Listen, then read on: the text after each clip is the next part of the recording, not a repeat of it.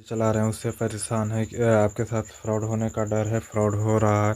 अपने आप को बचाव करना, अपने आप को नुकसान ना होने देना, कोई आपके साथ गलत ना कर ले, कोई आपका प्रोफाइल हैक ना कर ले, कोई आपका मोबाइल हैक ना करे। यदि अभी इन सभी से परेशान है और टेंशन है तो आप सही वीडियो पाए हुए हैं सही जानकारी के लिए। हेलो साथियों, कैसे हैं आप लोग? उम्मीद करता हूँ आप लोग अच्छे स्वस्थ और कुशल मंगल होंगे। आज हम लोग पढ़ रहे हैं साइबर सुरक्षा चिंता का विषय क्यों है। जी हाँ, यह पुस्तक हम लोग पढ़ रहे हैं साइबर सुरक्षा के बारे में, और हम लोग जानेंगे समझेंगे कि साइबर सुरक्षा क्या है, कैसे अपने आप को बचाव कर सकते हैं। ठीक है, इन सभी टॉपिक को आज हम लोग क्लियर करेंगे।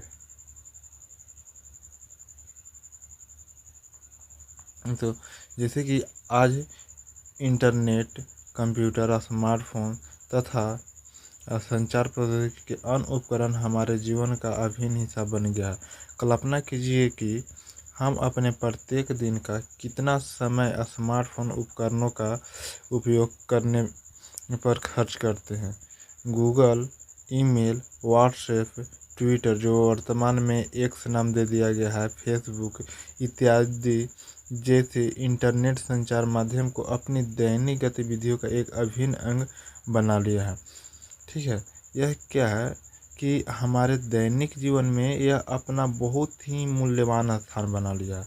जी हाँ, और शायद आज के डेट में बच्चा बच्चा इससे वाकिफ़ है। पहले के समय में नहीं था, लेकिन आज के समय में जो है ना, वह सोशल मीडिया से लेकर और भी ऐसे प्लेटफॉर्म है जहाँ पे लोग अपना यूज करने के लिए, टाइम पास करने के लिए, सभी प्रकार के लिए, लोगों से कनेक्टिविटी बनाए रखने के लिए लोग इन सभी सोशल मीडिया के यूज कर ही रहे हैं। किंतु हम में से अधिकांशतः लोग साइबर सुरक्षा एवं स्वयं को साइबर अपराध से बचाने के लिए आवश्यक सुरक्षा उपायों के प्रति अनभिज्ञ है, यानी कि जानकारी नहीं है। ठीक है, तो आखिर इन सभी से कैसे अपने आप को बचाव कर सकते हैं, सेफ्टी करेंगे। तो चलिए एक क्वेश्चन है, हम लोग देखते हैं कि क्वेश्चन क्या आखिर कहता है। क्या आप जानते हैं कि जो भी सूचना या व्यक्तिगत जानकारी इंटरनेट पर साझा की जाती है वह हमेशा के लिए वहाँ मौजूद रहती है, क्योंकि सूचना को पूरी तरह डिलीट करना अत्यंत कठिन है। यानी कि आप जो सोचते हैं ना, आप अपने प्रोफाइल पर कुछ भी चीज़ शेयर करते हैं, उसको अपने प्रोफाइल से क्या करते हैं, डिलीट करते हैं, तो क्या वो पूर्ण रूप से डिलीट हो जाता है? नहीं, वो पूर्ण रूप से डिलीट नहीं होता है। ठीक है, इस बारे में आपका क्या राय है? आप अपना राय कमेंट में ज़रूर बताइए कि ये आखिर आपका राय क्या है। चलिए अब हम लोग चलते हैं चैप्टर की ओर। चलिए हम लोग अब बढ़ते हैं चैप्टर की ओर। चैप्टर को अभी हम लोग देखेंगे, जानेंगे इस चैप्टर के बारे में। ठीक है, देखिए क्या कहता है, साइबर अपराध क्या है। सबसे पहले हम लोग को समझना है साइबर अपराध होता क्या है, आखिर इसे कहते किसे। चलिए हम लोग थोड़ा सा किताबी भाषा में इसको समझते हैं। साइबर अपराध एक ऐसा अपराध है जो कंप्यूटर, इंटरनेट या मोबाइल टेक्नोलॉजी का उपयोग करके व्यक्तियों, कंपनियों या संस्थानों के प्रति किए जाते हैं। साइबर अपराधी सोशल नेटवर्किंग साइटों, ईमेल, चैट रूम, नकली सॉफ्टवेयर, वेबसाइट इत्यादि जैसे प्लेटफॉर्म का उपयोग पीड़ितों पर हमला करने के लिए करते हैं। बच्चे भी विभिन्न प्रकार से साइबर अपराध के शिकार हो जाते हैं। नहीं, ये जो है ना कि देखिए, आप लोग अपने फ़ोन को तो यूज कर रहे हैं। ठीक है, अब तो क्या है कि व्हाट्सएप है, गूगल पर बहुत सारे वेबसाइट है। ठीक है, तो आप लोग बिना जानकारी के कहीं पर भी मान लेते हैं कि आपके पास कोई एक मैसेज है। ठीक है, किसी भी प्रकार के आपके पास एसएमएस आता है, और क्या करते हैं आप बिना जानकारी के क्या करते हैं, उस पर क्लिक करते हैं। तो देखिए, जो क्लिक करते हैं तो आप सोचते हैं कि क्लिक करने से क्या होगा। आप जैसे इस कोई भी लिंक आया, जैसे कि मान लीजिए ABC करके इस प्रकार से कोई लिंक है, आप इस लिंक पर जैसे ही क्लिक करते हैं ना, तो उसी समय आपका फ़ोन हैक हो जाता है। यानी कि आज के टाइम बहुत तेज़ी से इतना ज़्यादा साइबर क्राइम बढ़ रहा है, अपराधी जिसका कुछ कहा नहीं जा सकता। तो इस चीज़ के बचाव के लिए आपको सतर्क रहना है, सावधान रहना, और अपने आप को सेफ रखना है। ये किसी भी प्रकार से देखिए, अगर सामने से अगर कोई वार करता है ना आपको, तो आप तो जान जाइए कि नहीं, ये ये व्यक्ति है और हम यहाँ बी है, तो ए क्या किया आ रहा है, हमको यहाँ क्या कर रहा है, मार रहा है। तो आप इससे यहाँ पे बचाव कर सकते हैं, ठीक है। आप यहाँ पे कुछ ढाल या सुरक्षा या दीवार रख सकते हैं, ठीक है। लेकिन ये जो आज के समय में है ना, जो ए है और आ रहा है मारने, तो ये किस प्रकार से आपको हमला करेगा, कैसे आन के मारेगा, इसका कोई ठिकाना नहीं। आपको मैसेज के माध्यम से, गूगल के वेबसाइट लिंक के माध्यम से, कोई ऐप के माध्यम से, आपको पास अनेकों प्रकार से आपसे, और ये ऐसा है ना, और इस प्रकार से इसका चोट पहुंचता है ना कि ना तो आप किसी को बता सकते हैं, न समझा सकते हैं। इसमें बहुतों प्रकार का लफड़ा है। इन सभी से कैसे बचा जाएगा, तो इसके बारे में हम लोग, और इसका कानूनी प्रक्रिया क्या है, हम लोग इसी चीज़ को समझना है, ठीक है। तो ये चीज़ को आप लोग भी ध्यान दीजिए, और साइबर सुरक्षा, साइबर सिक्योरिटी रखिए। आप लोग बिना मतलब का कोई भी डाटा शेयर किसी को ना करिए। कहा गया है, भारतीय कंप्यूटर आपातकालीन कार्रवाई दल यानी कि CERT इनके अनुसार वर्ष 2017 के दौरान भारत में 53,000, जी हाँ, कितना, 53,000 से अधिक साइबर सुरक्षा संबंधी घटनाओं की सूचना प्राप्त हुई। हाँ, ये आंकड़ा कब है, आंकड़ा है 2017 में जो हुआ था, कितना, 53,000, ठीक है। तो इस प्रकार से आंकड़ा बढ़ते जा रहा है। चलिए हम लोग चलते हैं, अब आगे देखते हैं। क्या आप जानते हैं साइबर हमले और क्या कर रहा है, साइबर हमले और अधिक जटिल तथा प्रकृत होते जा रहे हैं, तथा इनका तथ्य फ़ोन नंबर, पता, टेली क्या है, फ़ोन नंबर, पता, फोटोग्राफ, बैंक संबंधी विवरण इत्यादि जैसे व्यक्तिगत जानकारी को चुराना। यानी कि आपका जो पर्सनल चीज़ है, जैसे आपका आधार हो गया, मोबाइल नंबर हो गया, ईमेल हो गया, बैंक अकाउंट हो गया, इन सभी चीज़ को उनका मुख्य रूप से क्या है, चुराने का मतलब क्या है कि आपसे बिना जानकारी के आपके बारे में जान लेना। साइबर अपराधियों द्वारा आपकी इस व्यक्तिगत जानकारी का उपयोग आपके खिलाफ की कई तरीक़ों से किया जाता है, जैसे कि जाली प्रोफाइल बनाकर, साइबर खतरा देखकर, बहुतों प्रकार से आपके साथ फ्रॉड किया जाता है। आपका इस बारे में क्या राय है, आप अपना विचार कमेंट अवश्य करें। चलिए हम लोग और आगे बढ़ते हैं। जैसे कह रहा है, मित्रों चिंता न करें, एहितात बरतकर तथा सहज रहकर आप स्वयं को साइबर अपराधों से बचा सकते हैं। मैं हूं आपका साइबर दोस्त। मैं आपकी विभिन्न प्रकार के साइबर अपराध को समझने तथा उन सावधानियों को अपनाने में मदद करूंगा जो साइबर अपराध के शिकार बनने के खतरे को कम करने के लिए आपको अपनानी चाहिए। अब टेंशन लेने की बात नहीं है, अब आपका साइबर दोस्त आपको मदद करने के लिए तैयार है।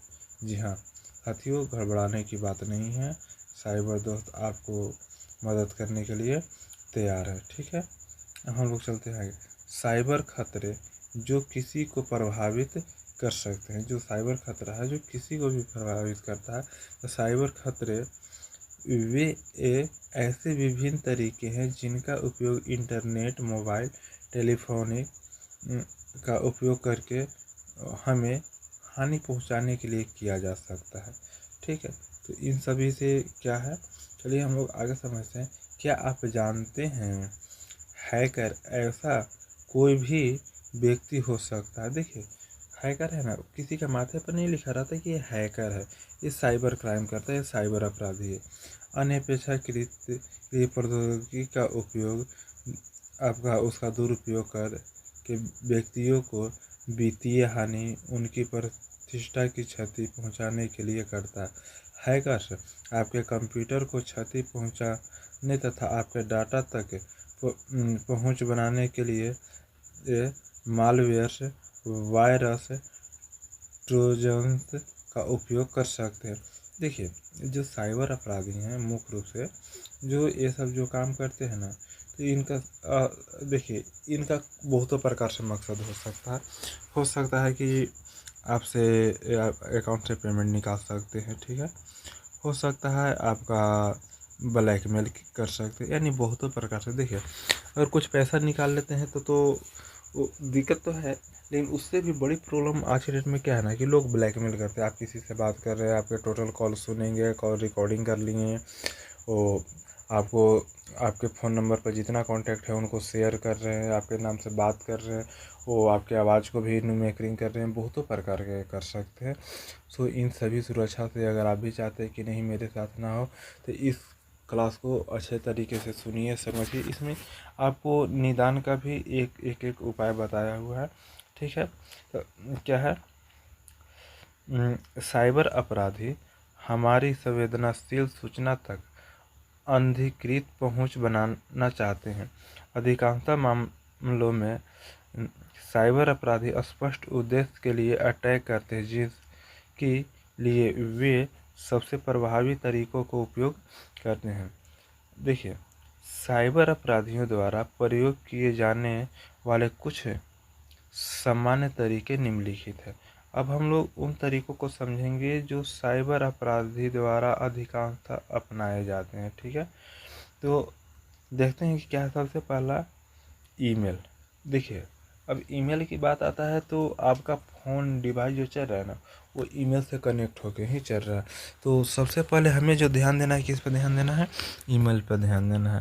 तो आपको ऐसे ईमेल भेजकर जो वास्तविक लगे तथा विश्वसनीय ईमेल आईडी से भेजा गया लगे, किंतु वास्तव में ऐसा नहीं होता है। यानी आपको जेन्युइन प्रकार से अनेकों प्रकार से मैसेज भेजा जाता है, बहुतों प्रकार से, लेकिन वास्तविक में वह क्या होता है, एक फ्रॉड होता है, एक फेक होता है। तो इन सभी चीज़ों को ध्यान में रखना है, ठीक है। आपको कोई भी मेल आए तो बिना जांचे समझे, बिना ऐसे किए आप अगर कुछ इस पे एक्शन, अगर उस पर एक्टिविटी अपना करते हैं, तो हो सकता है कि आपके साथ, आपके फ़ोन के साथ, आपको भले ही पता ना हो, क्योंकि देखिए साइबर क्राइम जो है ना, आपको बिना जानकारी के ही आपके साथ बहुत ज़्यादा गलत हो सकता है, ठीक है। तो इन सभी से बचाव करना बहुत ही महत्वपूर्ण ज़रूरी है। चलिए आगे समझते हैं क्या क्या है। देखिए, इसमें क्या है, द्वेषपूर्ण फाइल एप्लीकेशन, यानी कि कहने का मतलब है आपके स्मार्टफोन तथा व्यक्तिगत डाटा तक पहुंच बनाने के लिए सीधे मैसेज भेजना, गेमिंग, ईमेल और वेबसाइट के द्वारा आपको द्वेषपूर्ण तथा बुरे एप्लीकेशन और फाइल भेजना। यानी कि आपके फ़ोन में आपको सीधा मैसेज भेजना, जैसे कि ईमेल से तो हो ही गया, आपको व्हाट्सअप करना, आपको नॉर्मल मैसेज भेजना, आपको टेलीग्राम कर, बहुत प्रकार से, आपको गेमिंग के माध्यम से, ईमेल के माध्यम से, वेबसाइट पे, आपको गूगल पे, आपके ब्राउज़र पे अनेकों प्रकार के गलत गलत फ़ोटो दिखाना, गलत एप्लीकेशन को भेजना, बहुतों प्रकार के आपके साथ गलत किया जा सकता है। तो इन सभी से अपने आप को बचाव करना है, ठीक है। कैसे क्या करेंगे, उसके लिए क्या नियम कानून होता है, वो टोटल आगे हम लोग समझेंगे।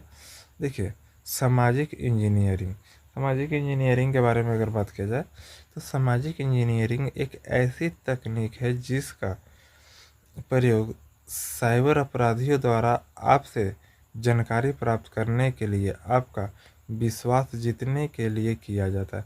यानी कि ऐसा चीज़ है ना, कि समाज में रहकर समाज के द्वारा, ठीक है, जो लोग वो ऐसे करके, और आपके सबसे पहले क्या करते हैं, विश्वास जीतते हैं। यानी आपको इमोशन के साथ पहले टच करते हैं, आपको इमोशन को पहले, आपको फीलिंग को पहले टच करते हैं, ठीक है।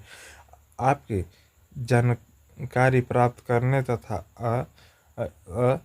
आपको कुछ नुकसान पहुंचाने के लिए साइबर अपराधी आपसे सब द्वेष स्थापित करने का प्रयास करने के लिए इस बात का प्रयोग करता है, आपको सबसे अधिक क्या पसंद है। यानी कि सीधे क्या कर रहा है, ये इनडायरेक्ट तरीका से आपको इमोशन के साथ खेलना चाहता है, ठीक है। कि आपका पसंद क्या है, आपका रुचि क्या है। मान लीजिए आपको एक ऑनलाइन गेम खेलना है, ठीक है, पसंद है, या वही रुपया एक अन्य बच्चे की तरह व्यवहार करेगा तथा आपको बातचीत तथा जानकारी साझा करने के लिए आमंत्रित करेगा। यानी अगर आपको गेम है तो उसी गेम के माध्यम से आपके साथ एक इमोशनल अटैच बनाएगा, और जिससे हो सकता है कि आपको उससे बात करते करते बहुत सारा कुछ आपसे जानकारी ले ले, और उसके बाद आपको ब्लैकमेल करना शुरू कर दिया, या आपके साथ और भी धोखाधड़ी, फ्रॉड। तो ये सारे कुछ को आपको ध्यान में रखना है कि आप कुछ भी चीज़ बोल रहे हैं, कि कोई भी जानकारी साझा कर रहे हैं, तो आप साझा करने के बाद क्या उसका दुष्परिणाम हो सकता है, ये चीज़ अपने आप को सोचे, उसके बाद ही अपना कोई जानकारी साझा करें। ठीक है। अब हम लोग बात करते हैं साइबर बुलिंग। साइबर बुलिंग क्या होता है? देखिए, ये इलेक्ट्रॉनिक तथा संचार माध्यमों जैसे कंप्यूटर, मोबाइल फ़ोन, लैपटॉप इत्यादि का प्रयोग करके किसी को प्रताड़ित या बुली करने का एक प्रयास है। हाँ, यह जो है आपके कंप्यूटर के माध्यम से, टेलीफोन के माध्यम से, यानी इलेक्ट्रॉनिक के माध्यम से क्या है, लोगों को प्रताड़ित यानी कि उनको तनाव देना, उनके और उत्पन्न करना, ये बहुत प्रकार की चीज़ है। ठीक है, जो किया जाता है।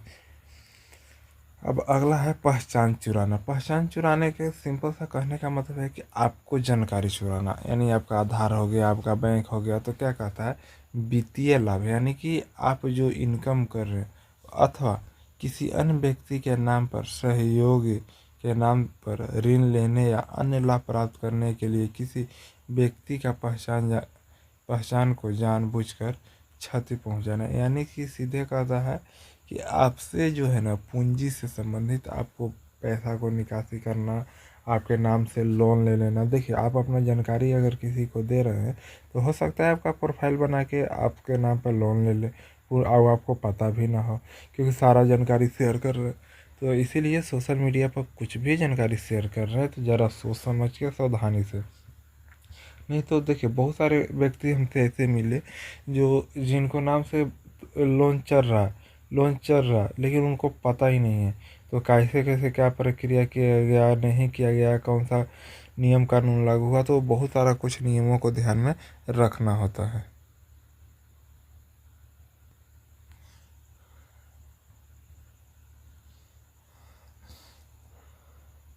जैसे कि देखिए, जॉब फ्रॉड, नौकरी से संबंधित जानकारी, जालसाजी। देखिए, आज के समय में ये भी बहुत तेज़ी से बढ़ रहा है कि नौकरी के नाम पर बहुत सारे विज्ञापन दिखाए जाते हैं कि आपको फ्री में ज्वाइनिंग होगा, यहाँ आइए, वहाँ आइए, ऐसे होगा, वैसे हो। लेकिन होता कुछ नहीं, और जाने के बाद खाली पैसा डिमांड होता है, और आपको समय बर्बाद, टाइम बर्बाद, बिना मतलब के खर्चा, बिना मतलब के दौड़ भाग, और वो भी गलत। ठीक है। तो यही कहा गया है, किसी कर्मचारी अथवा भावी कर्मचारी द्वारा अपने नियोक्ता के प्रति धोखाधड़ी या कपटपूर्ण निरूपण करना। तो इस चीज़ को आपको बहुत ही ध्यान देना है। कोई भी बहाली आता है तो कहाँ से आ रहा है, क्या है उसका A to Z प्रोसेस, प्रक्रिया, पॉलिसी को समझ लीजिए। ऑफिशियल वेबसाइट है, अगर उससे भी संबंधित नहीं, अगर आपको जानकारी संतुष्टपूर्ण नहीं लगता है, तो आप अपने नियर बाई ये थाना, कोर्ट से भी एक बार संपर्क कर सकते हैं कि देखिए, ये चीज़ के बारे में विज्ञापन है, क्या यह सही है, नहीं है। और ऑनलाइन देख रहे हैं तो आप एक बार साइबर सिक्योरिटी से जाके मिलिए। हर एक जगह आज की डेट में उपलब्ध है। ठीक है, तो आप उसको जांच करने के लिए बहुत सारे प्रक्रिया है, तो उस प्रक्रिया को फॉलो करिए, और उसके बाद ही आप ये जॉब के लिए आप आगे बढ़े। ठीक है। अब ब्रेकिंग फॉरवर्ड, यह स्वयं को बैंक या अन्य वित्तीय संस्थान के रूप में प्रस्तुत करने के जमाकर्ता के खाते से धोखाधड़ी कर के धन प्राप्त करना। यानी कि बैंक से आपको खाते से पैसे जो निकालने का जो अभी चल रहा है।